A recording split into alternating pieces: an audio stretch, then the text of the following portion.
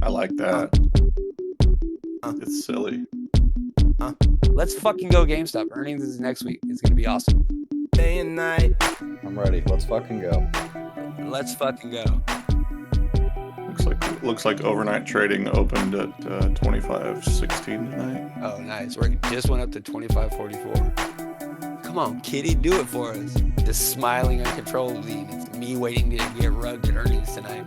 You know, just hanging out, getting ready for earnings, ready to be heard again. I'm fired up. I can't wait to get to Tuesday. Let's fucking go. Let's fucking go. I feel like my weekend, in many ways, has been sponsored by GameStop. Sultan on X, if you're listening to this podcast right now. And Omar, you can come on anytime you want, bro. Anytime, bro. We're going to the moon. All right, let's fucking go. All right, 3, 2, 1. Hello? Let's fucking go. Thanks, everyone, for checking out the show. I'm Sean Fitzy. I'm Paulie. I'm Echo. And I'm Chuck. And this is the Echo Chamber. We got a lot to go over tonight. The week was green for the first time in over a month. The company changed our investor relations page just in time for earnings next week. And I guess we got some Sultan tinfoil we could talk about. So how's it going, guys? Good. Really good. Happy to be here. Good. Happy to be back. Yeah. Paulie. Yeah, I'm glad you're back, Paulie. Me too. How was your week off? It was great, you know. My wife and I were on a little vacation, got ourselves out of the house for a little bit, so it was nice. Our anniversary is tomorrow, so we Happy anniversary. Thank you. Yeah, took a little vacation to just get away for a little bit, and it was Purdue's spring break this past week, so it was just a little bit easier for us to take that week and get away for a little while. So. You guys aren't out there partying like spring breakers with the college kids? No, we party like old people. Yeah. Yeah. Well, that's good. I got a vacation coming up in a couple months, and I have a feeling I'll be recording live from Hawaii. So yeah. Well, nice. Yeah. I'm good that you got it, and you also kind of got to watch the opening rounds of the tournament too. So that's cool. Yeah, and we wound up shopping at GameStop a couple times too. So all around what a big vacation. Success. Yeah, we definitely missed you, Paulie. Like I tried going through the charts. It was just a nightmare. Like it was. I thought you guys did. I thought you guys did a great job. I thought you killed it. I enjoyed listening to the episode, but it was definitely a little weird, listening to the show and not knowing what was going to come next. Yeah. You probably had tried to participate too, I'm sure. That's how I feel about Probably. recording it live. I never know where we're going. Yeah. Yeah, that's good. That's what that's good. How are you, Chuck? I'm good. I feel like my weekend in many ways has been sponsored by GameStop because I purchased the new Assassin's Creed game, which I don't want to get into all the drama around it. I don't know why everyone has to get so upset about everything nowadays, but I can tell you that it's a fun game. I've been having fun with it. I bought it from GameStop, and it's been entertaining me all weekend, so that's been good. Oh, so you spent the $70 on it, huh? $69.99. Yeah, nice. Yeah, nice. Yeah, I was looking into it. Yes, silly controversy. Just play the game. But Assassin, that game looks awesome. It's so fun. And if you liked Ghost of Tsushima, or however you pronunciate that, like it's like I think that game's probably better, but it scratches that itch. Like I haven't, like, that was my favorite game. I haven't had a game come out that like really kind of was similar in many ways, and it's just so much fun. And again, like I feel like we live in an age now where like people they like read too many reviews before they just go and buy a game. Like I remember we used to just be like, "Oh, that game looks like a game I might like and enjoy. I'm going to go buy it." Now it's like you read 15 reviews from some random dude on Reddit who's just pissed off and he's trying to dissuade you from buying it. It's like, if you want to have fun, get the game. If you don't want to pay full price, wait 3 months, get the game later. But it's a fun game. Cool. Yeah, nice. I used to want all the games when I was a kid. That's how it wasn't hard. Yeah, I was a kid back when you'd go to rent video games and consoles and all that stuff. We had Eastman Video. At the Blockbuster. Yeah, we had a Remember that? Blockbuster. Yeah, for sure. Yeah, that place. I would just walk around looking at the aisles of that thing all day long. Dude, Blockbuster. That's where Wild Friday nights would happen, right? Like you'd see people in town, like they're getting candy. You're like, what are you getting? You know, good times. Well, yeah, because they would run out of that movie you wanted to watch. Yeah, that's crazy. I hadn't even really thought about that. There's some crazy tinfoil around Blockbuster too, and GameStop. There's always crazy tinfoil. Just wild shit sometimes. So Be kind, rewind. yeah, exactly. I remember that. I still have Meet the Parents. I think I've said this before, but like I literally still have Meet the Parents in the Blockbuster like packaging. So like the late fee on that is just unimaginable. Oh yeah. Well, you might be able to like. It's been bring 'em back. compounding for like 2 decades. Like I'm screwed. I still have my Blockbuster card. There you go. Wow. You should send that Oh, in that to might be. PSA. Yeah, I was gonna say, can you PSA grade that? Can we get? Yeah. That's a good question. It's got to be worth something, right? Yeah, I would think so. Yeah, that'd be fun. I'm looking at my membership card right now. Nice. That'd All be right. so It's actually my funny. dad's. It has my dad's name on it. That's funny. It was issued on July 2nd, 2001 in Watauga, Texas. Wow. I was in college. Huh. Yeah. Interesting. Fun to- fun to- 1999 it has a copyright of 1998 on it. Huh. Sweet. Fitzy, Well, that's- Fitzy, I was 11 years old. If that makes you feel old. yeah, a lot of stuff makes me feel old. Like it's happening more and more, but yeah. Just like getting out of bed makes you feel old, right? Yeah, feel it the same really way. does. Yeah. Echo, how are you doing? I'm good. Not a whole lot going on over here this weekend. Just boring real life stuff like lawn care and taxes. Just hanging out, getting ready for earnings, ready to be heard again. I'm excited to have Polly back this week, and yeah, I'm here. I'm hanging out, man. I'm ready. Let's fucking go. Nice, Let's dude. fucking go. Yeah, I don't think lawn You care. sound responsible. Yeah. By the way, I don't think lawn care is boring. I love mowing the lawn. Oh my god! Don't even get me going. We could do a whole podcast on just me mowing the lawn.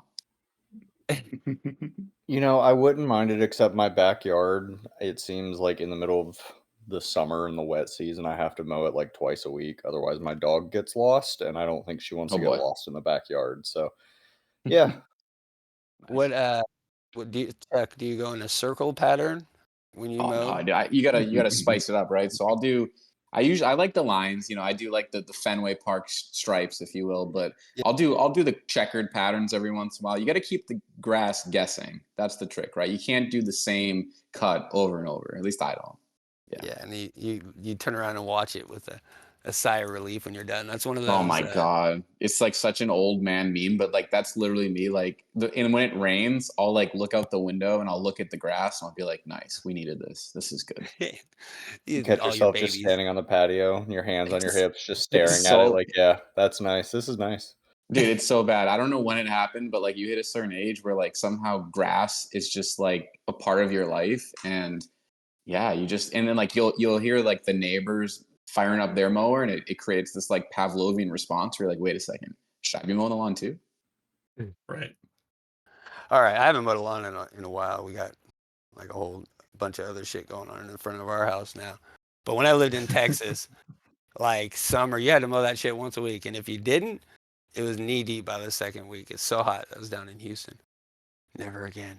All right, we'll move on because we do got a lot to go.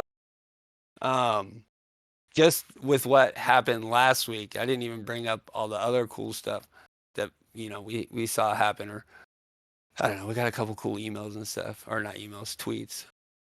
But let's look at the chart first. Can I show a chart? Can I analyze a chart? I feel like it can analyze a chart. It's not a science. Can I look at the chart a little bit? Check out that chart though, huh? Can I do charts real quick? Can I do charts? Look at that. Look at that. Look at that line, right? I mean, no, we used to do charts. We used to do charts back in the day. I think it can be fun. Let me just get to the chart real quick. Wait, can I draw? Hold on. Let me see if I remember how to do this. Oh, I do. Right there. All right, look at that. Look at this. It's like jumping up and jumping down. That chart was just bullish. I was on vacation. Did anything happen this last week? Yeah. It was Hey, I know you saw it, so we'll save it for later. But a lot of stuff happened. It was green for the first time, like I said, in over a month. I've been tracking this. It's now our third green week since we started. Also, that's right when Greg became Greg. But By the way, yeah, Fitzy, real quick, you know what's interesting is that when I was out, so when I yeah, missed a week doing the recording, I want to say Mhm. it was green, and then Paulie's out and GameStop's green. So I don't know what's happening, but either if you or Echo are out, I mean that's like a guarantee to get a green week if we ever need one down the road. yeah, Bottom signal. yeah. I was gonna say, yeah, like the second time we've called it now too, where like it feels like it's gonna be a green week. Last time it was Yeah. when you were gone. Me and Polly felt it, and then last week you and I checked. And it was a green week. We were up Like 7.38% on the week. It yeah. was great. Yeah. Sorry, you sounded like someone had something to say there. No, so we were up 7.38% on the week. But even it was another strong Friday too, which was pretty nice to see. When we recorded last week, I was talking about how nice that the week ended, and it happened again. So that's cool. Fridays don't necessarily end the best for us, especially when it comes to Max Payne. So how's that going? We blew Max Payne last week, Chuck, right? Not Oh blew it yeah, out. phrasing, but yeah, no, we Yeah, did. Well, it's interesting, right? So Max Payne, I didn't realize that, it can be adjusted. I don't know if that's intraday or whatever, but I think going into Friday, it was 23.50 and then I noticed it changed to 24. So either way, it blew it out of the water, but like I was originally thinking, "Oh man, it's going to, break $1 over Max Payne." Turns out Max Payne was actually 24, but yeah, we're starting to move away from that trend where I feel like every Friday it was just closing within, 10 cents of Max Payne. We're yeah, starting to see it kind of gravitate away from that, which I don't know. I like that it's moving away from it on increasing volume and to the upside. yeah. Well, I don't know about the increasing volume part yet. Well, the end, I feel like Friday toward the end of the day, Friday didn't was it? pretty good. Yeah, we got a spike of volume. I think going into the close, if I remember Oh yeah, correctly. we closed strong, and we had the most volume. Friday Yeah. was what 6.89 million. Yeah, it was a rebalancing candle that we got the 1 second after close on Friday. That happens on quad witching. Well, it happens every OPEX. If you watch that candle 1 second after close will be pretty big volume wise. Almost no movement with it, except for this week. We got lots of movement right after close, which was crazy too. So that's a chunk of that volume. That after hours was pretty nice too. Let me just pull that up real quick for Friday. Yeah, I know we eat an after hours Friday. We broke well into 25. I think it ultimately ended at, I want to say 25.05, but the high of day, I believe, was hit in after hours on Friday. So it's like everybody was pretty jacked up that it closed strong and then it kept that party going into after hours, Yeah, which was great to see. 25.75 is what it touched, and it wasn't like 1 second after hours. It was Hmm. 1:45 my time, so 4:45.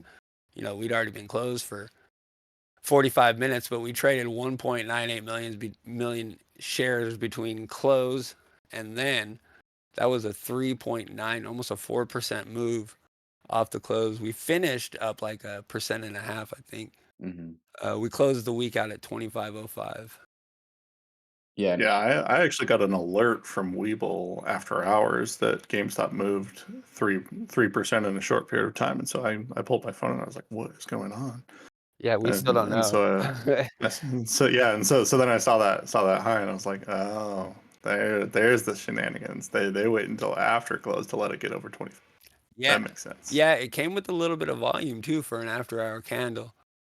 And I mean, Um, that's Yeah, pretty crazy. Like 1.9 million volume, considering I want to say the day before it closed at like 1.71, if I'm remembering right. So more volume in after hours than the entire day before during trading hours. yeah, yeah. I think Thursday was right around 2 million yeah, shares traded. So like almost flat, almost 2 million flat. yeah, Yeah, hmm yeah, you're right. It did end strong with volume, but for the week we did. Oh, it was like 16 million, which was terribly low. So we started out, we did 16. Yeah, just under 17. Yeah, 16.98 million traded for a full week.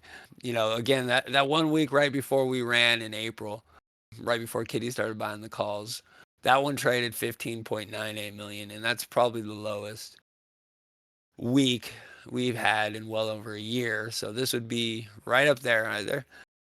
I will say though, just go look, you know, in February and March 2024, and you'll see the same thing. Low volume while we're selling off. It's what they do at that time of year. So yeah, I mean, even just since last Friday, we're up 12.73%. So like close Thursday a week ago till close this last Friday is 12.73% up. That's a nice bounce. It left 2 more gaps for us, I think, on the chart, which is whatever. So we got one from Friday morning at 23.65 down to 23.51, and then we have one from last Friday morning at 22.29, and that runs from to 21.95. We closed the gap from last week.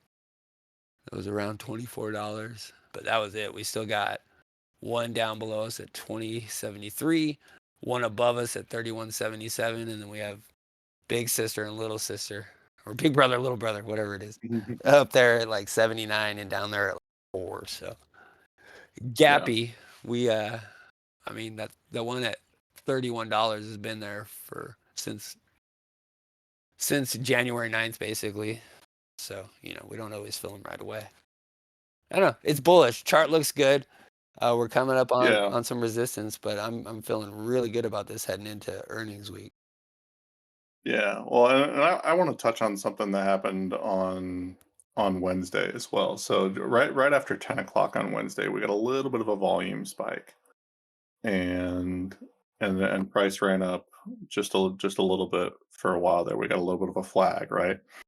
And that was right about the time that I got an alert from something that I had set up on my weekly moving averages that I was tracking. And that's because there's something on the history of GameStop since its IPO. The weekly moving averages on the 21 period and 200 period time frame have only crossed each other a handful of times. They started in a bullish configuration once the 200 moving average was established. So once GameStop had 200 weeks of history, those were in a bullish orientation. The 21 week was above the 200 week is what I mean by that. And then so the first cross was a bearish cross. So the 21 moved below the 200. So what I'm talking about here is that the 21 and the 200 week moving averages have had 3 bear crosses and now 3 bull crosses in the entire history of GameStop as a publicly traded company. The previous 2 bull crosses of those 2 moving averages were December 2012 and December 2020.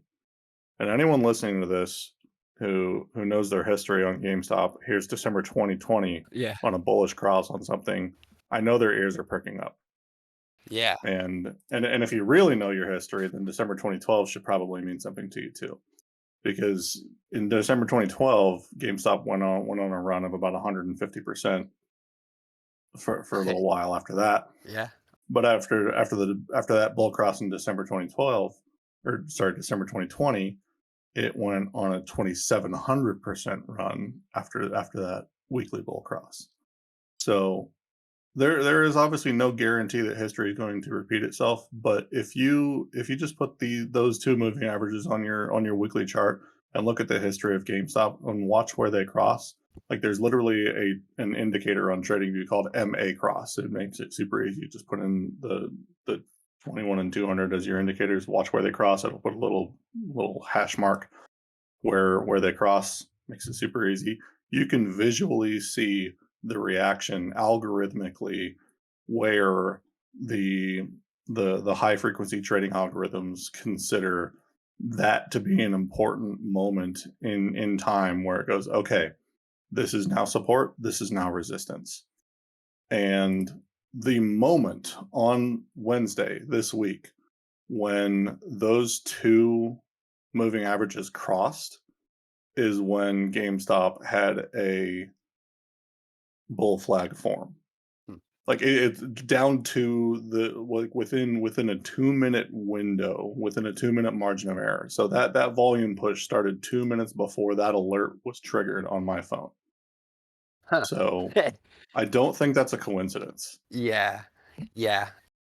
Yeah, and so that cross doesn't become official until the candle closed. And so I went in and I wanted the alert when it initially happened, but then I went in and updated it to the condition that it would alert me again on candle close. And so on the candle close this week, we got that alert again because those are now showing at we've got I think 27.19 and 27.15 for the 21 and 200 weeks. So if you're looking for bullish indicators, those are very strong indicators in my opinion that GameStop is in a transition period between um, algorithmically supported support and resistance regimes. And so like this is in terms of how the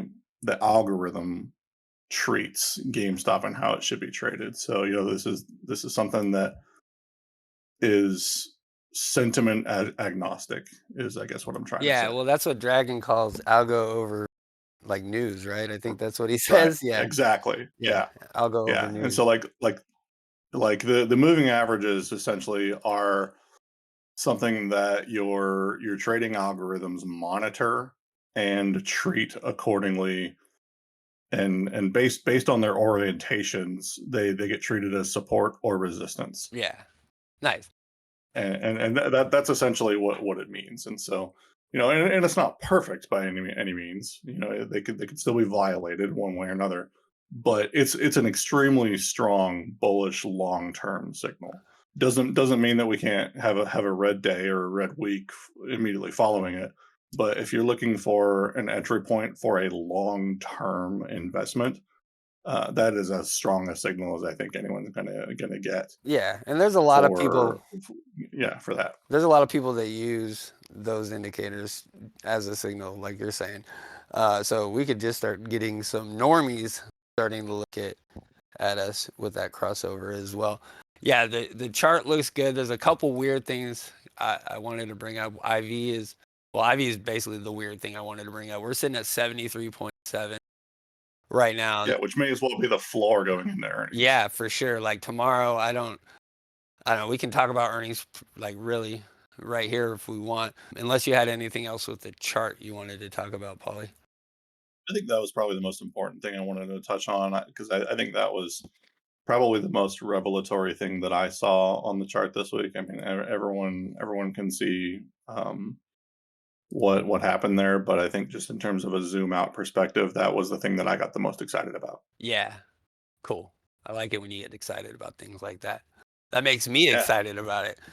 All right, so that's For good. sure. That's one more thing because I'm already fired up for next week, just from what the company's been going on. So yeah, we got earnings next week. Oh, I was talking about IV. So IV's at 73.7. You called it floor, that's for sure, because this is honestly the lowest IV has been this close to earnings since Ryan Cohen got here. So that's just weird to me. We didn't even get an earnings IV pump. I have no clue what to make of that, but IV's been basically falling since the start of the month. I think we got up to maybe 80. I don't have it in front right now, but I don't know. It's fucking weird. But as a result, everything after 30 days out is pretty cheap still. So we always talk about 30-day IV. So that's taking a contract 30 days at the money. That's what the implied volatility is there. We're looking at 73 2 days before earnings. I mean, what it means is the implied move can't be very high. I don't have that calculated. Do you know that, Paulie? If I give you a little bit of time. I had not Yeah, it's prepared all right. anything on that. Yeah, no, that's all right. That's a lot. Fitzy, I want to say I saw an account. I'm spacing on the name, but I think the implied move was like what equated to like 9% or something in either direction. So maybe like a $2-ish move. So I agree with you in the sense that it didn't seem like the implied move was that great. I think it might have been. I don't know if the account name is like not Wolf of Wall Street, but I'm spacing on the gentleman's name. Yeah, But rigged, he's right? Yeah, Yeah, I yeah, just checked on exactly. the implied Yeah. move, and it's plus or minus Yeah, 7.35% so it may right come down. now Yeah. is what current data is telling me. So That's based on current price, that's or based on closing price on Friday, that's probably about a 23 to 26 and a half yeah, window. So Right. So not yeah. that's huge. obviously going to move. No, Yeah, not obviously going to huge. move. Yeah. Well, and like, so, I wonder if there's a way to go back and see what that has been at other times. It's got to be the lowest implied move heading into earnings that I can remember. It'll be hard to rug me this time. Like I have I'm ready to roll out. It's from Elf. I've been using it every earnings now. It's like where he's just smiling uncontrollably, and it's me waiting to get rugged at earnings tonight. I don't. Yeah. It might be hard now. I mean, like even if, well, they can hammer us. I'll just talk about the EPS right now. So for Q4 2024, the EPS is estimated at 0.08. So that's the lowest. Well, no. While you're looking at that, I Yeah. do have one more thing that I just noticed on the chart while I was scrolling through, because I have different versions of the chart on my trading view, and as I was scrolling through them, I did notice one thing on my 30-minute time frame, because I have different VWAPs that I monitor. Sometimes too many, but I like to just put an anchored VWAP at different local extremes. And one that I had noted was, if you guys remember the day before Valentine's Day, uh, we got that after hour pump on the fake news article Yeah. that CNBC put out, and so we tapped like $31.66 right after hours, and so I did put an anchored VWAP on that point. And right now, the anchored VWAP for that is sitting right at $25.10. And so that after hours push that we got on Friday has just started to base us right on that line. Yeah. And so like that right now is like the most significant VWAP resistance above where price has been lately. And all the other VWAPs that I've been tracking since early or late February to early March are all sitting below us as support now. And so that's the next one sitting above us as resistance. So like that's just sort of another indicator of progress in the upward direction. Yeah. So okay, the estimate EPS is 0.08. It's a lot lower than what it was for Q4 last year, but that was that last minute move, and I don't remember what it was Mm-hmm. before that, but they bumped it up to 0.29, and we Right. And then it came in at 0.22. yeah, so we got a beat, but we got beat, but it would have definitely Mm-hmm. beat without that move. So keep your eyes peeled for that, because 0.08 seems just very good. I think we're 0.05 away from profitability on the year, so I definitely think that's going to hit. We kind of beat expectations there for the last 2 quarters, basically most of the year. We're looking good, and there's no way RC has us come in negative on the year. So I expect 0.08 to be beat, and then even revenue, it's expected at 1.48 billion. Last year it was expected at 2 billion. Again, I don't know if that got adjusted up. That would be silly if it did, though. And we turned in we turned in 1.79 billion. So yeah, I think that's Yeah. doable too. If that 0.08 doesn't get changed, then I would personally be conservatively looking at a 200% beat. Yeah. Yeah. Yeah. I mean, 24 cents per share. Yeah. Yeah, I think that's a reasonable conservative estimate, just based on past performance in the fourth quarter and knowing the position that the company's in now compared to where they were a year ago. I mean, it's just like 8 cents a share is just that's silly. it seems like it. Yeah, Yeah, it's like they're not even paying attention. exactly. Or it's I don't know. Everything feels like a setup to me. So I don't know if they're doing Well, that. yeah, it's that. Well, it's also the fact that they're pushing a bearish narrative right now. You know, headlines like even a screaming kitty can't I save saw that. GameStop Yeah. now. You know, they're trying to get people to not buy in. They're they're trying to avoid any FOMO right now, and you know, we all know as well as anybody that's a buy signal Yes. because you anyone who's familiar with Wyckoff patterns as well knows that we've been in an accumulation channel for a long time now. And so while everyone's pushing these bearish narratives in the mainstream media, institutions are trying to accumulate as much GameStop as they possibly can. They're trying to get as long as they can to offset any short positions that they may have, or they're trying to slowly and strategically get out of short positions that they have been in. But that that bag is deep. Yeah. Oh yeah. And I mean, there's going to come a time when those positions have to get unraveled more quickly. Yeah. And then you got to wonder, is that gonna? I don't know. Maybe that's what they're getting prepared Yeah. for, right? Everyone hopes. Right. Yeah, that's what's Yeah. been going on. Yeah, I mean, there's deep speculation, especially with UBS having to take over Credit Suisse's obligations in the last week, right? Yeah. That is going to be a major catalyst for that, because Credit Suisse was deep underwater with GameStop. Yeah. Oh yeah. So yeah, just to I don't know. I do think I'm looking back at these last numbers. We haven't broken a billion in revenue all year, and that hadn't been the case prior to that, like pretty much ever. So revenue is definitely down. We closed a lot of stores, so the 1.48 billion might we might get beat there, and that could be.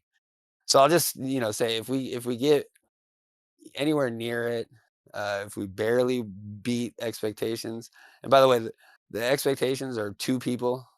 We got two analysts out there right now, Right. and one of them fucking hates us with Pactor. I don't even know who Yeah, the. there's just no data. Yeah, it really. So they're and it's crazy, but we do move based on that kind of stuff. Is evident last year when they rugged us that way. But if we Yeah, if we it's come in silly. if we come in at expectations and there is no news, they will use that shit to dump us. So I would fully expect us to look exactly like we did last year at this time, where we got a 20% run Monday and Tuesday, and then that was it. Nothing really happened. We had our first full year of profitability. That's hard to say. It's kind of hard to type too. I try to word that. It's not that easy. We had that last year for the first time in a very long time, and we were all hyped. And then we just got rugged, and it was bad. It was bad all the way to April after that, April 20th, right around then. And then Kitty stepped in. That's when he started doing his buying. So just be prepared for that. If there is no news, I might lay low on Twitter for a couple days. I've already been I've already been kind of laying low, but it'll get ugly out there if RC doesn't say anything. I'm not saying I'll be upset. I'll just be quiet, but there there will be a lot of whining, crying, whatever it is, if we get through next week and nothing has changed. So I will say be prepared for that though. Like I wouldn't go Yeah, into anything expecting it. Not the way we do but things. I think that, for those that have been in GameStop now going on, I don't know, 3, 4 years in some cases, everyone has to expect that to a certain extent, right? So even if GameStop comes out and their numbers, even if they beat by a little bit or they beat in certain categories, but they miss in others, unless RC likely comes out with some type of strategic vision that he's kind of putting pen to paper on, Wall Street will continue to find ways to essentially dump on them. I mean, I think that's what we've seen historically. And we have, Fitzy, as you mentioned, seen runs going into earnings kind of with that uncertain speculation that once the earnings actually comes out, turns out he's not saying much. The numbers on paper are still kind of the same, still the same amount of cash, so on and so forth. They will definitely take the advantage to try to dump it. So it's just, you have to right size your mind. I think I'm cautiously optimistic, but at the same time, I've seen this before, right? So if it does dump, again, just think to yourself, has anything changed with the company? Are you still bullish or are you bearish? And if you see it dump when you can still see a company that's, taking measured steps to improve their balance sheet, then that's just going to be a buying opportunity. And again, you're a longer term investor. I think what gets muddied here is again, those people who are day trading it, or just the bears that come out of the woodwork around earnings just to point out how stupid everybody is. That's a GameStop investor. You got to just learn to take that stuff, right? Just roll with the punches. Yeah.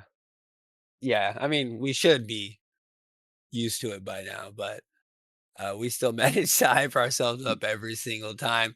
Yeah. And then we get people popping up.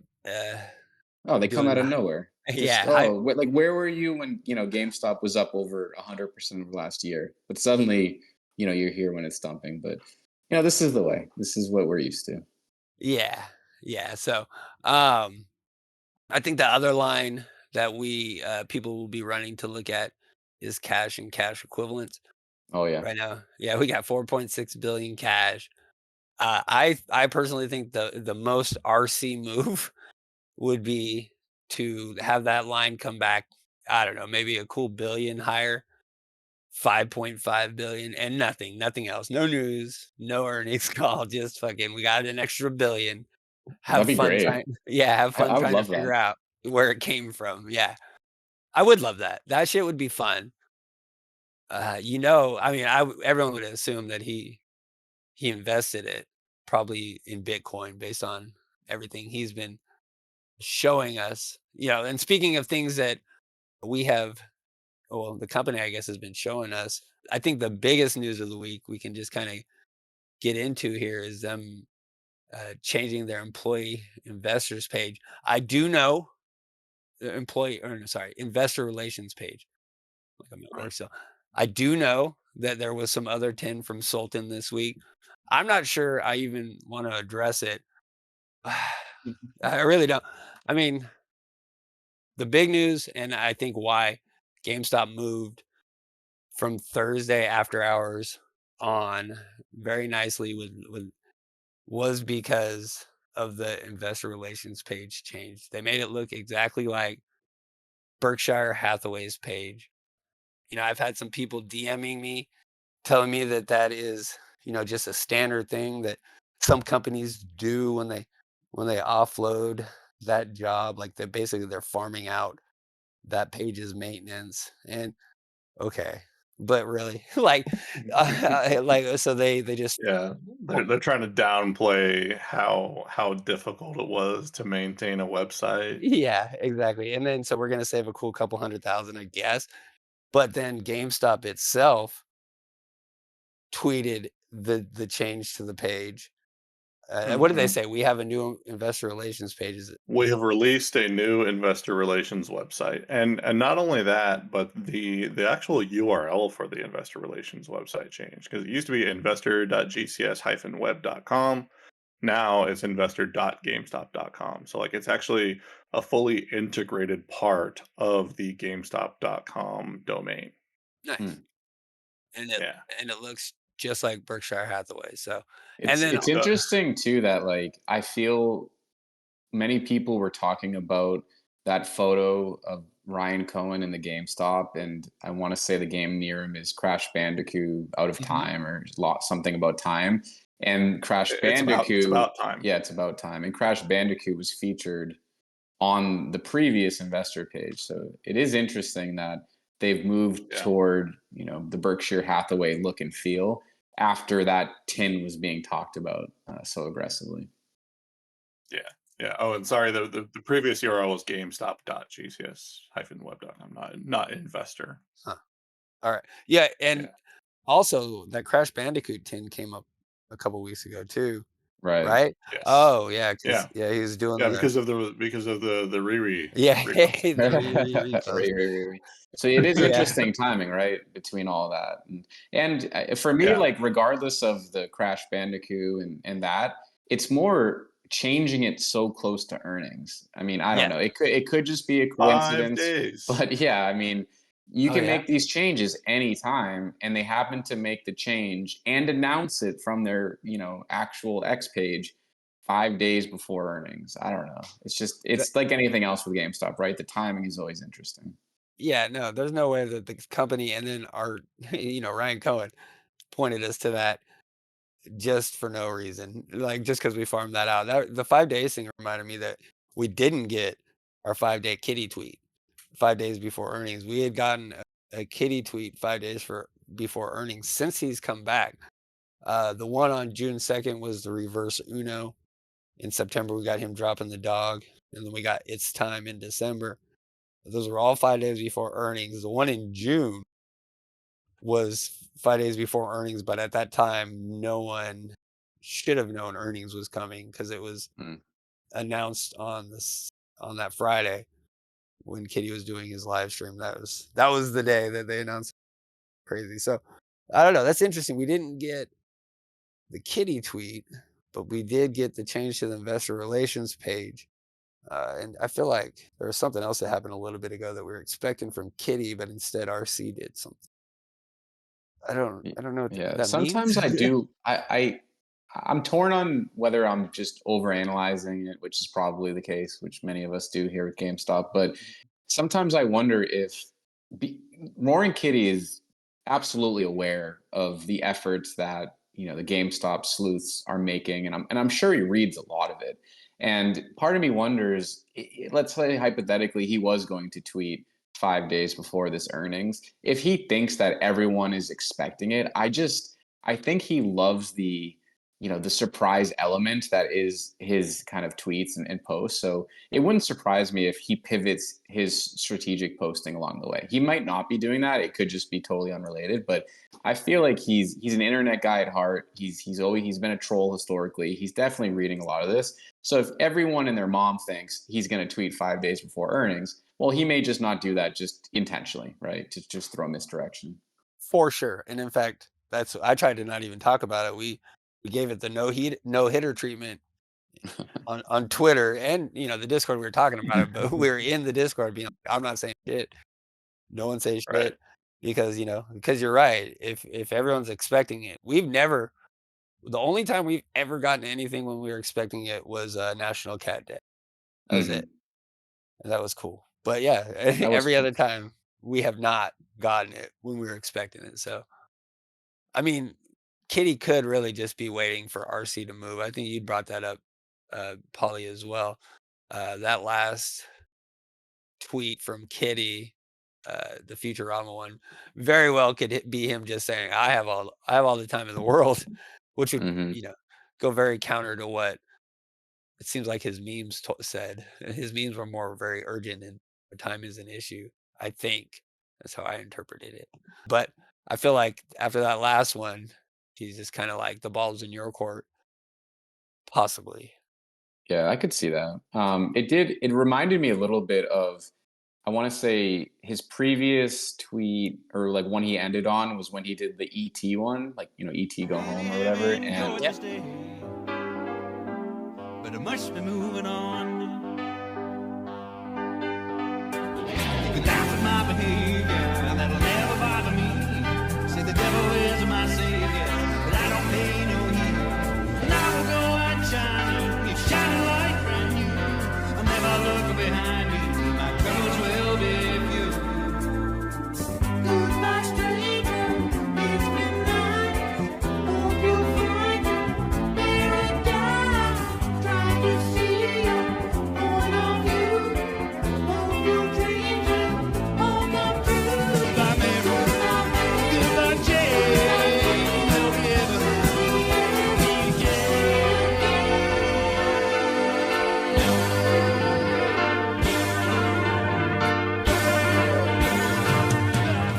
remember kind of seeing that post and being like, "Oh man, like, is he gone? Is this the last of Warren Kitty?" And I know a lot of people thought the same way. They were like, "Oh no, like his run of his tweeting is over," and we were all kind of sad for a moment. And then he ultimately, obviously, he did come back. But I Oh have yeah. very similar feelings right now with the last post he did from Futurama. Like very similar feelings, right? Like I don't know when he'll come back. If he'll come back, I think he will. But it's kind of like he's leaving behind a cliffhanger as to when that could be. And like you said, he's waiting on something. Maybe it's RC, maybe it's something else. Yeah. Maybe it's you. Maybe it's me. No, the ticker you. I'm joking. No, I was just I was just thinking like that last tweet we got. Heart believe what in my heart I know that forevermore I'll wait for you. The clock will tick away the hours one by one, and then the time will come when all the waiting's done. The time when you return and find me here and run straight to my waiting arms. If it takes forever, I will wait for you for 1,000 summers. I will say, if you ends up in any way being connected to GameStop, like, you know, they actually release something and it becomes official, of course I will, you know, put a post out there that's like, congrats to the people that were early on this. But like my thing for, and I've said 1,000 times, is that it's never been proven. Like with at least with Chewy and Warren Kitty, like he had the 13F filing. There's nothing that actually connects the two for now. So to me, I'm just still very much in the camp of like, I think people are using it to just pump the stock and make money on it. Yeah, I'll eat shit on everything I've said if they become a 100%. partner. If anyone becomes a partner with GameStop, they will immediately. I will love them. Like they are part of the family immediately. They're in, baby. You're in. Yeah, Yeah. and I will support the hell out of them, and I will, So I mean, that even goes for Sultan. We're If back all this, on Yeah, I mean, because Sultan. because it all comes down to who do we trust as our sources of truth, right? Mhm. And it's Ryan Cohn is at the helm of this ship, and that's ultimately who we trust. Absolutely. And when he's making decisions for the company, that's who we're putting our faith and trust in. yeah, So at the end of the day, we can speculate all we want, and that's what we do, because what else do we have to do with our time, on half of this? But when we do finally get news, we're going to have knee-jerk reactions to it, but when the news is coming from our actual sources of truth, instead of just unknown accounts on X and LinkedIn and Facebook and whatever, Benzinga, wherever we're getting that news from, if it's not the company itself or from an officer of the company acting in their official capacity as an officer and not just posting a meme or whatever, or posting unrelated content, if we're getting actual news, then that's the time to react to it and form an appropriate informed opinion. But otherwise, We got a show to do. just yeah. Well, yeah, exactly. Like we're forming an opinion on things that really aren't actually news. yeah. I mean, So and it's what as a community, what we like tinfoil.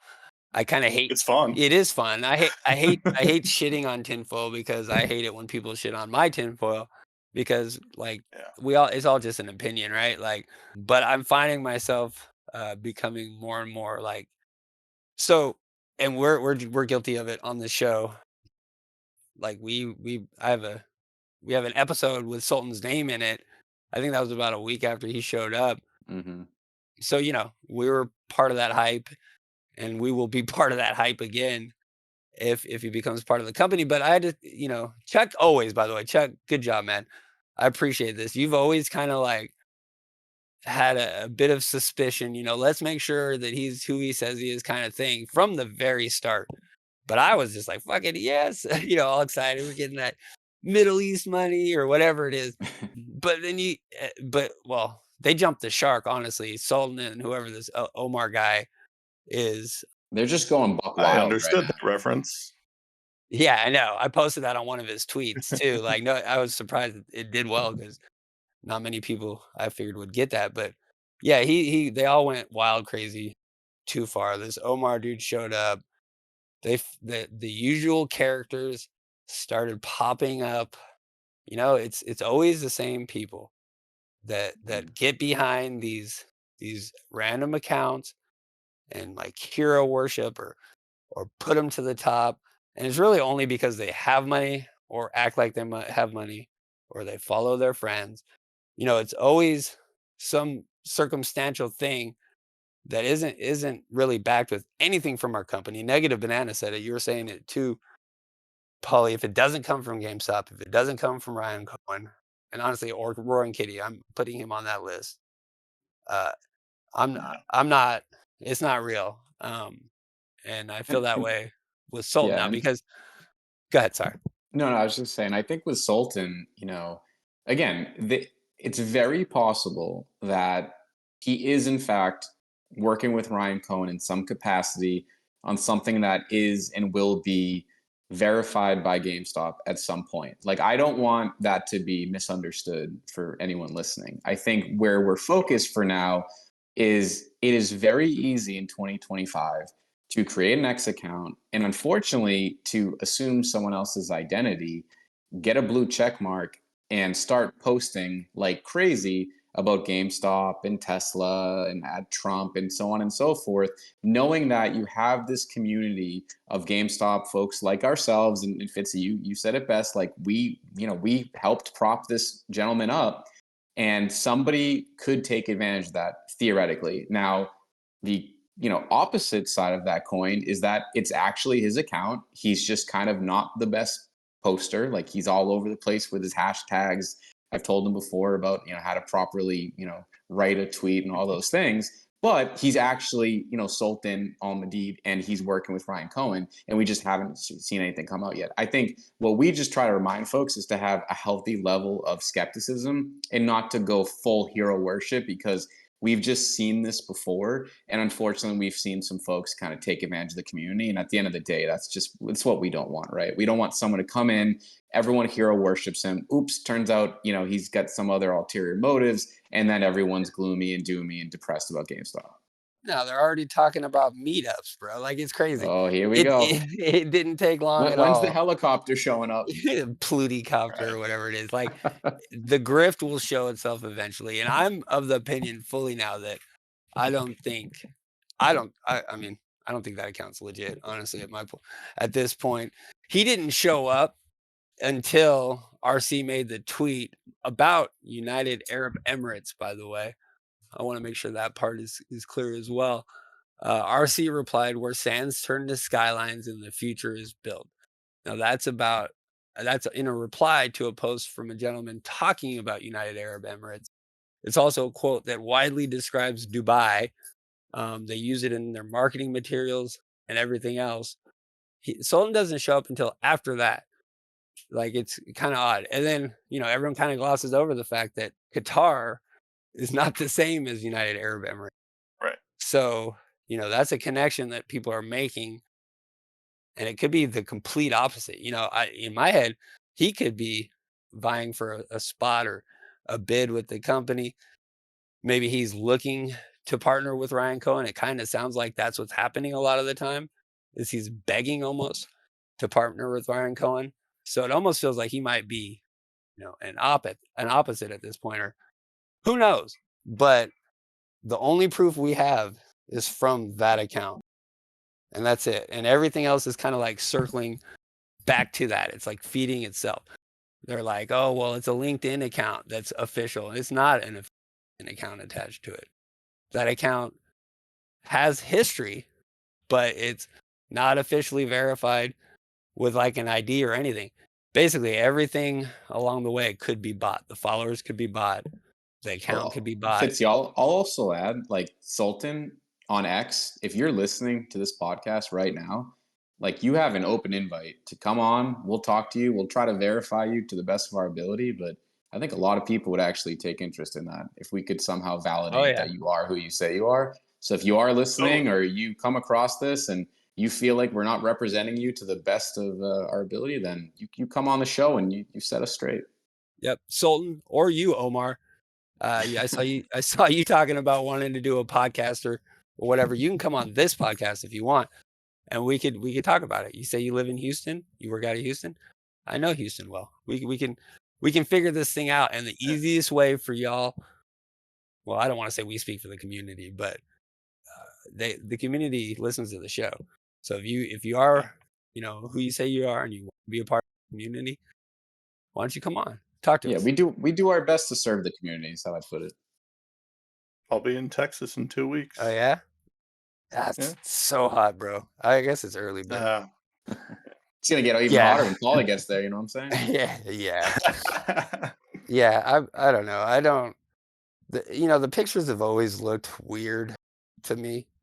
I don't know. They just and now, I mean, the light was the last I one. was So obsessed with the lamp. I couldn't get over the lamp. It was like it was bothering my brain. Yeah, and because it made Ryan Cohen look weird. I don't know. So we got a tweet from Sultan. I think it was Thursday as well, and it was another, Ryan Cohen eating with him and some other random gentleman who ended up being a gentleman from Pakistan who has a company as well. I don't know. I put a picture of Prince Charles. Maybe this thing's bigger than we think, or King Charles now. I mean, I feel like they're just. Let's just get all the world leaders together. Why not? Yeah, we're just going for it. So that was a picture that was posted. RC's wearing the same clothes again. Sultan that leather jacket, man. Always with that leather jacket. Looking loaded, loaded every time. Dude, I don't know. I don't know. I don't want to make any comments about how he looks, but like he looks like somebody who enjoys marijuana. For sure. Oh, yeah, and I think he would say that as well. He makes tweets, and yeah, he's the 42069 kind of guy. So, anyways, kind of lost. If Ryan Cohen ever wants to smoke weed with me, that's another open invite. Anytime, man. If he wants to do anything with me, yeah, like literally anything. Let's go get some tea, some coffee. Yeah. Oh, I was thinking. Anyways, so yeah, it was another picture. It was from a club. It was a restaurant. It's called the Surf Club in Miami, Florida. Sultan was wearing the same clothes that he had on. So I mean, if we're to assume it's real, I think we would assume that picture is the same day or night as the first one we got, which set this whole thing off, because they're wearing the same exact outfit, which was the night of the crypto ball, I think is what it was. Right. Yeah. Before inauguration, and everyone was there. RC was there. That's when that first picture came out. And so if we're to believe that everything is real, that was, I guess, another business meeting on that day. And now they're our partners or whatever. I don't even know what the tinfoil is at this point. It's coming out. I'm just waiting for a shit coin to drop, honestly. There is a $ Sultan. Omar, I'm sure, will be out there next. I don't know. I don't know what the grift is. They sound somewhat like they're talking about T0, which has an announcement, I think, on Tuesday as well. Tokenization, all that stuff that literally they're saying every keyword. Omar was coming on like, we're going to the moon. Like, Oh, so it's a hustle. Yeah, it's a hustle. Why didn't you say that, man? Don't fall to everybody. It's a hustle. To the moon. Just and that's what I mean. It's just again, like if it turns out a little too convenient, right? If it turns out that these guys are genuine, then they're genuine. But like when you hear or see to the moon, and then they're comparing GameStop to Berkshire Hathaway, it's too neat and tidy. It's as if these people have been paying attention to this story the whole time. And I just think that's unrealistic. And this is why I remain skeptical, right? Like I really do hope that they're formulating something amazing. And it turns out that maybe we even see a glimpse of it in these earnings, but just please do not hitch your entire wagon to these guys because we've seen it Yeah. before and you may get burned. Yeah. Yeah, and so on that note, I want to address something that sort of occurred to me earlier in the week, and I've discussed it a little bit in the Discord, and I guess maybe now is a good time to bring it up, and that's that it occurred to me as we were looking at these photos that more particularly this most recent one of Ryan Cohen and two other men. The first time it happened, we had him and the Shopify CEO, and then a third man, and people were like, "Who's that? Who's that third guy? Who's the man in the middle?" And then there's this more recent one where there's the Sultan and Ryan, and then there's the third guy. People are like, "Who's the man in the middle?" And that phrase, "man in the middle," Oh yeah. just it triggered something in me. I was like, I know that term because I'm familiar with cybersecurity and cryptography, and a man in the middle attack is like it's a form of cyber attack where someone intercepts and alters communication between two parties, and they basically pretend to be one of them in order to steal data and redirect traffic. And so it's essentially a form of misdirection where an attacker gains access to a target. And so, I say that just because we're all familiar with a form of social engineering that sort of takes on that resemblance in a way in the form of the Kansas City Shuffle. It's a little bit different, obviously, but everyone here in this community knows the Kansas City Shuffle. They're used to looking for misdirection Yeah. and deception, but they're not necessarily familiar with the man in the middle attack. And it just that may not necessarily be what's going on here, but it gives me a reason to just urge caution and know what your sources of truth are and Yeah. stick to those. Yeah. And I mean, I just asked if anyone could prove or show any evidence other than what Sultan has presented as, show it to me. And Yeah, it took me a minute to realize that's literally where all this is coming from. And the usual characters now want to go to battle for this guy. I mean, all I said was that, and they're arguing with me, wanting to block me, full on fights, and it's, I mean, and we're yeah. dancing around. And It's if always the same people, and everyone that group has idolized has turned out to be a nothing. They don't own GameStop, or they're a member of that community, which is yeah, what I'm I think this might be is a member of that community pretending to be these guys. So yeah. And yeah, and if any billionaire is listening to this and they are bullish on GameStop and they would like to prove it, you have my invitation to drop an SEC filing and prove it. yeah, Right. It reminds me exactly, Paul, you just said, where it's like Chewy, we saw 13F filing. If anything comes out that's relating to these guys, we should see it in like a GameStop Corp email. If you have alerts on like I do, you get the emails. We'll see something that's written there. Until that happens, Yeah, just remain skeptical and know it yeah, is unfortunately, it is very easy to enter this community and to quickly ascend if you pay X, which I don't know if you guys have noticed this, but when you go to mhm, post a tweet, Elon literally says, "Hey, do you want to spend $50, $100, yep, $200, $1,000 to get this in front of 100,000 people?" You're telling me if you have some money, you can't quickly infiltrate this by some Photoshop and some tweets here and there? Like, it's very easy to do. I'm not saying that's what's happening here, but just know it is very easy to do. yeah. And yeah, and if you want to know what it looks like when Ryan Cohen acknowledges you, you just have to scroll down a little bit on his page. mhm. He retweeted the picture of him with Michael Saylor. That's Well, acknowledging him. I So agree. I mean, Yeah, and yeah, even Plute got acknowledged by Ryan Cohen. So keep that in mind. Even Plute, I will not say his name. Forget it. That dude is Plute. Helicopter boy. Yeah, always Plute to me. But even he got acknowledged by Ryan Cohen, and the Sultan has not. And everyone, and we got to move on. We got to. So, but why doesn't RC come out and say something? That's ridiculous. RC doesn't talk about anything.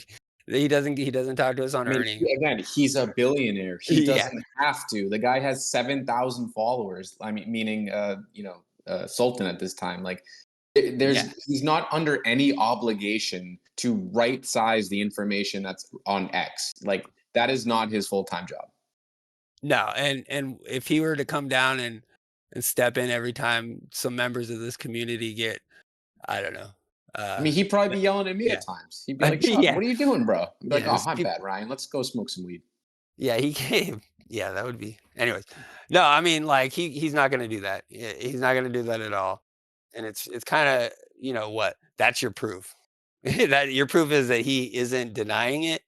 That's terrible proof, so alright. I wasn't even sure we were gonna talk about this, but I do feel strongly about it. It it's when they started just saying all the right things and then all the same people showed back up, it was just too obvious, so, you know I think it's okay to talk about it. And like we said, if they're listening right now, or anyone in the community is listening, and you ferociously feel like we're misrepresenting anything, then let's talk about it. I mean, that's what this is all about. We're just trying to serve the community. We're trying to sift through what we think is valid and real, and that's all we're doing. We're giving you a healthy dose of skepticism, and take that for what it's worth. and Omar, you can come on anytime you want, bro. Anytime, Like, bro. we're doing another episode in a couple days. You can come in for that. We will be nice and polite. I Fitzy, promise. can you please add in an audio edit of "Yo, Omar's coming" from The Wire? Omar coming, yo. Omar coming, yo. Did you hear that? Omar coming. Come on. Get out of here, yo. Omar coming. Put that shit down. I said Omar coming. Yeah. Can you Well, please add hey. that? Oh shit. Now you just there's a whole kitty Omar whistle too.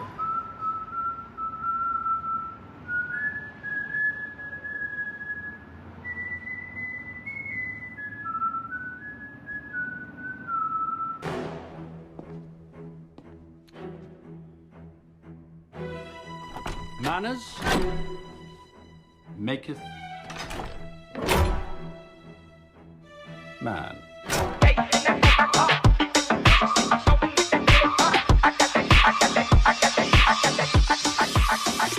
Now everyone's gonna think Kitty and Omar are the same God, person. did we just Did help we, Omar? Did we just help Ooh. Omar? We just helped the scam. All right, so a couple things that I just want to touch on. Game Informer, GameStop's magazine that famously shut down in August 2024, not that long ago. Everyone up in arms over all the employees that lost their jobs, and I hate it when people lose their jobs, but it happens. It was 13 people. They sent out a tweet with their final letter, and then it had Tuesday's date. So I can tie everything back to the NFT marketplace, and I definitely can tie Game Informer back to it. There was a whole thing with them and Cyber Crew where they made NFTs based on their covers. So I don't know what that means, but that's immediately what I thought of. Same with when Buck came back too, by the way, and I still kind of think that. So who knows? Who knows? I mean, I'm so fired up for earnings this week. I'm gonna get rugged. I already know it. TikTok 10. I'll just say it real fast. Let me see if I can find who told me about it, because I thought, oh, Tom Throwaway 9. I just thought it was creative. I love creative 10. And this dude was just pondering on his time. He's like, well, maybe RC is involved in it, in buying TikTok. And if you just kind of think about it, there's a lot of shit that he said. And Kitty, by the way, has talked about time a whole lot, but RC talks about China a lot. I don't know. And then all the Trump stuff that's going on with TikTok before he was coming into office, it is interesting. So that's all. I don't want to really. I mean, I'm impressed with that, right? Like no one, he just kind of came up with that all on his own. That's pretty good tin work, I think. Let's see if I got anything else when it comes to that. Chuck, do you got anything you wanted to add? No, I think this was chock full of. This was a crazy week going into earnings. I'm hopeful that we have another green crazy week ahead of us. I mean, Yeah. again, similar to the skepticism with Sultan, I think going into earnings, you feel like, oh man, am I going to get rugged again? But there's the chance that we actually do get news, or we get an update, or we get some more strategic vision, or we get something that we can latch on to. And if we don't, and the numbers continue to improve and the market decides to bring it down, then that's the reality we live in, right? We're gonna adapt, and we're gonna be here to talk about it. Yeah, for sure. Yeah, I don't know. I'm overly fired up. We're doing a call, not a call. We're doing our show, an earnings special from the Discord voice chat. I ran a little test. It wasn't big enough, so I'm still concerned about my PC handling it. But we're going into it, so that'll be at 3:30 Eastern time is when we'll start recording. But I'll be in the VC, the voice chat, by 3:00. So power hour at the start of power hour. Yeah, Paulie, do you got anything you wanted to add? I'm really fired up for earnings. There will obviously be some last minute price action to watch, but I am generally very bullish on this one. I think it's going to be a very big earnings for us. I'm going to be watching for last minute shenanigans, but yeah, I'm excited. I think this is a pivotal moment for GameStop, and barring any last minute shenanigans, I think we are due for a big one. So hoping for a double beat. And I'm fired up. I can't wait to get to Tuesday. Oh yeah, couple random shout outs. Pattern integrity. That one tweet. If you want to see a nice story from Ryan Cohen, just go look at his last 3 tweets. It's pretty telling. And I'll leave it at that. But that was pretty observant by Pattern integrity. Bobby in the server for one. Bobby. Yeah, I guess that'd be him. Always just number one fan of the show, I would say. But dude is awesome. But there's another Bobby out there that I wanted to say what's up to. He actually he cracked me up early in the week, and so I just would say BV717 Bobby, the other Bobby. What's up, bro? You guys probably know him around. He's all over the place. And then I think Paulie, you spent some time talking to Dylan, right? Yeah. So if he has started listening to the show, just want to give Dylan a shout out. So I spoke to one of the GameStop managers down in the Indy area for a little bit. So my wife and I had gone into a couple of Indy area GameStops while we were down there, and I just had a really nice chat with him. They weren't real busy when we went in, so we had a nice talk. And he liked my Buck the Bunny shirt that I was wearing, and he actually thought I was I think a GameStop employee at first, but I was like, no, I'm just an enthusiast and a shareholder. And he talked about how GameStop shares had helped him get his down payment on his first house and graduate from living in an apartment. And so it's just really nice to kind of hear that story and awesome. hear someone talk about being a millennial who thought they would not be a homeowner, and be able to use the power of GameStop to graduate from that life and to be a homeowner. And so, we had a really great chat, and I just want to kind of give him a shout out. And, he said he liked podcasts. And so I was like, well, as a matter of fact, always selling. We've got a GameStop podcast if you want to check one out. So he took a picture of the show on my phone before he left. So nice. Hopefully he's listening. I'm always worried about showing GameStop employees my phone since that last time in December. I was looking for. You've got a lot of Ryan Cohen memes on your phone. It was awkward. I was looking for a gift card that I took a picture of, and I just opened up my Photos app. And so, I think that's all we got for the show. We appreciate everyone. We're doing a special earnings show on Tuesday. I also am reaching out to someone. I want to do a PSA episode. So I'm working on that, trying to get someone to come in for that. And then we also, let's see what happens at earnings, but it might be an emergency Bitcoin episode too that we're going to have to do, but that's still in the works. So well, I'm here for it. Yeah, I know. We were waiting for you. I almost went with it while you were gone, but no. I know. Yeah, we waited for you. So, all right. Appreciate it. Yeah, we're glad you're back, Paulie. Thanks for Me too. Yeah, thanks for coming. Thanks for coming, Chuck. Echo, thank you, bro. Thanks everyone for listening, and let's fucking go GameStop. Earnings is next week. It's gonna be awesome. All right. Bye. Peace. Let's go. Yeah. Omar, you can come on the show, bro. We're going to the moon.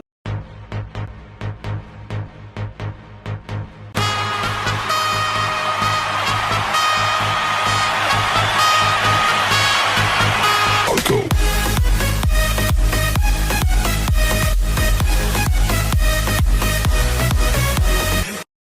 let's fucking go. Dude, sometimes it's loud. Like when I do that, I'm like, oh shit, let's fucking go. All right. It's like a singer gets themselves ready, like oh la la la la la la. Yeah, you gotta hit that baritone. Let's fucking go. Let's fucking go.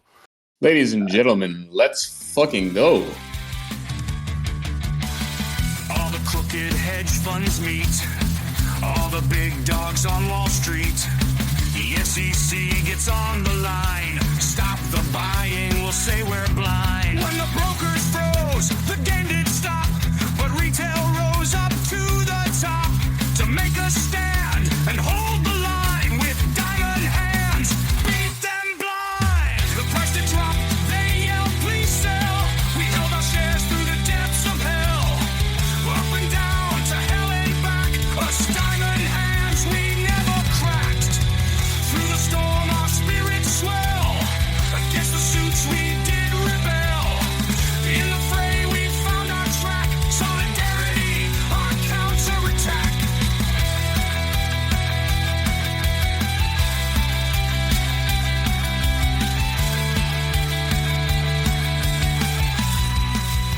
Ernie's come out. He's singing ching ching, put the money in my pocket, fire up the rocket.